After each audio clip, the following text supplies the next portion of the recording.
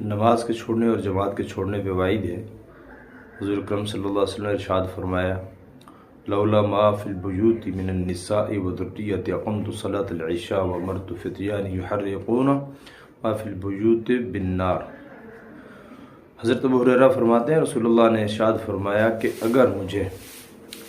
گھروں میں جو عورتیں اور بچے چھوٹے نہ ہوتے تو میں نوجوانوں کو حکم دیتا،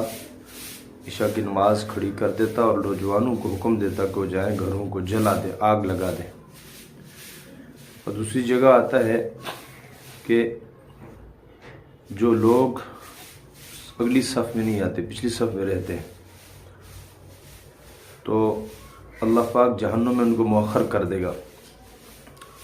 یعنی بعد میں ان کو جہنم سے نکالا، اگر کسی وجہ سے جہنم میں جائیں گے تو ان کو جہنم سے بعد میں نکالا جائے گا۔ اس لیے جماعت کا اہتمام کرنا چاہیے اور